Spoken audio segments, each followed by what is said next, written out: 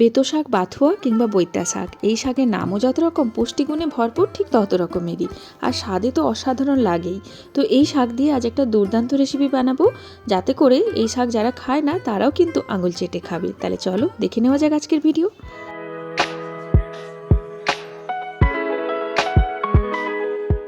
200 গ্রামের মতো বেতো শাক নিয়েছি। তো শাকটাকে ভালো করে ধুয়ে নিয়েছি, তাছাড়া লাগছে কিছুটা মসুর ডাল। তো শাকের যে সামনের দিকের অংশগুলো বা নরম কচি অংশগুলো সেগুলোই নিয়েছি। খুব ভালো করে কিন্তু ধুয়ে নিও, কাটার কোনো দরকার নেই, এরকম করে পরিষ্কার করে নিলেই হবে। আর এরপর যেটা লাগছে মসুর ডাল। তো মসুর ডালের পরিমাণটা তোমাদের নিজেদের ওপর, তাও আমি আন্দাজে 1 মুঠির মতো নিয়েছি 200 গ্রাম শাকের জন্য। আর এছাড়া যেটা লাগছে সেটা হলো একটা পেঁয়াজ কুচানো, পেঁয়াজটাকে ঝিরিঝিরি করে কুচিয়ে নিয়েছি। আর একটা ছোট রসুন নিয়েছি, সেই রসুনের কোয়াগুলো, তার সঙ্গে 3-4টে কাঁচা লঙ্কা, 2-3টে শুকনো লঙ্কা। তো এখন কড়াইয়ের মধ্যে প্রথমেই শাকগুলোকে দিয়ে দেবো। কোনো রকম কিছু জল, তারপর তেল, কোনো কিছুই দেবো না। প্রথমে শাকগুলোকে দিয়ে দিলাম, আর তারপর মসুর ডালগুলোকে ভালো করে ধুয়ে এর মধ্যে দিয়ে দিলাম। আর এখন কি করব, সামান্য জল দিয়ে দেবো। ওই যে বাটিটা নিয়েছিলাম ডালের জন্য, ওই বাটিরই 1 বাটি, তোমরা ছোটো কাপের 1 কাপ জল দিতে পারো। শাক থেকেও একটা জল বেরোবে, তো সেই জন্য খুব বেশি জল দেওয়ার দরকার নেই। তো একটুখানি নুন দিয়ে দেবো পরিমাণ মতো, আর দেবো একটুখানি হলদি পাউডার, তার সঙ্গে দিয়ে দেবো সামান্য একটুখানি সর্ষের তেল, দিয়ে ঢাকা দিয়ে লো ফ্লেমে শাকটাকে সেদ্ধ করে নেব। তো শাকের জল আর যেটুকু জল দিলাম সেই জল মিলিয়ে ডালটা কিন্তু ভালোভাবেই সেদ্ধ হয়ে যাবে।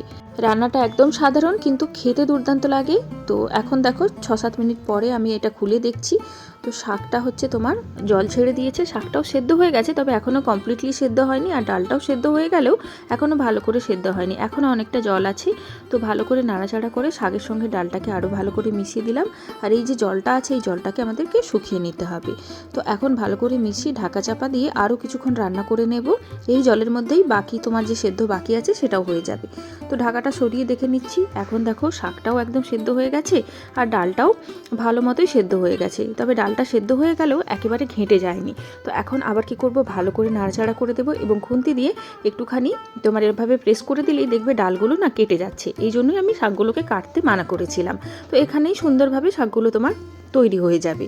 শাক আর ডালগুলোকে ভালো করে মিশিয়ে নেব, এবং যেটুকু বাকি জল আছে এই জলটুকু শুকিয়ে নেব।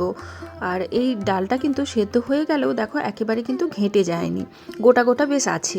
এরকমভাবেই রাখতে পারো, বেশি সেদ্ধ করলে না একদমই ঘন্ট ঘাঁটা লাগবে, সেটা ভালো লাগবে না। তো এখন দেখো জলটা শুকিয়ে গেছে, আর মানে যতটা বাকি ভেজা ভেজা অংশ আছে ওটা ঠান্ডা হয়ে গেলে শুকিয়ে যাবে। তো চলো গ্যাসের ফ্লেমটা বন্ধ করে ডালটাকে হচ্ছে কড়াই থেকে নামিয়ে নিই। এখন কি করব, আমি কড়াইটা ধুয়ে নিয়েছি, নিয়ে এই কড়াইয়ের মধ্যেই প্রথমে 3টে শুকনো লঙ্কা দিয়ে দিলাম, আর তারপর একটু সামান্য তেল দিয়ে শুকনো লঙ্কাগুলোকে একদম কালো কালো করে ভেজে নেব। লঙ্কাটা তোমাদের প্রয়োজন বুঝেই দিও, আমি একটু ঝাল বেশি খাই, তাছাড়া শীতের দিনে একটু ঝাল ঝাল খেতে ভালোও লাগে। তো লঙ্কাটাকে একদম কালো কালো করে ভেজে তুলে নেব। আর তারপর এই তেলের মধ্যেই কি করব, কুচিয়ে রাখা পেঁয়াজ, রসুন, কাঁচা লঙ্কা সব কিছু দিয়ে দেব। তো তোমরা শুধুমাত্র পেঁয়াজ দিয়েও করতে পারো, তবে রসুনটা দিলে কিন্তু বেশি ভালো লাগে, চেষ্টা করো রসুনটা দেওয়ার। পেঁয়াজ, রসুন, কাঁচা লঙ্কাকে ভালো করে তেলের মধ্যে দিয়ে ভেজে নেব, যতক্ষণ না তোমার পেঁয়াজটা খুব সুন্দর লাল লাল করে ভাজা হয়ে যায়, এবং রসুনটাও তোমার এই তেলের মধ্যেই সেদ্ধ হয়ে যায়। দেখো শাককে যদি বেশি সময় ধরে বা বেশি মশলা দিয়ে রান্না করো, তো শাকের যে পুষ্টিগুণটা থাকে না সেটা প্রায় নষ্ট হয়ে যায়। তো সেক্ষেত্রে শাককে যত সিম্পলভাবে রান্না করা যাবে ততই ভালো। তো একটুখানি নুনও দিয়ে দিয়েছিলাম। এখন দেখো পেঁয়াজটা হচ্ছে খুব সুন্দর করে ভাজা হয়ে গেছে। তোমরা এই অবস্থাতেও তুলে নিতে পারো, বা আমি আর একটু লাল লাল করে ভেজে পেঁয়াজটাকে হচ্ছে তুলে নেব। তো দেখো পেঁয়াজ, রসুন, আর তারপর কাঁচা লঙ্কা, শুকনো লঙ্কা সব কিছু রেডি হয়ে গেছে, রান্না প্রায় রেডি বলতে পারো। একটুখানি নুন দিয়ে দিলাম যাতে করে তোমার এই লঙ্কাগুলোকে হাত দিয়ে মানে ভেঙে নিতে সুবিধা হয়।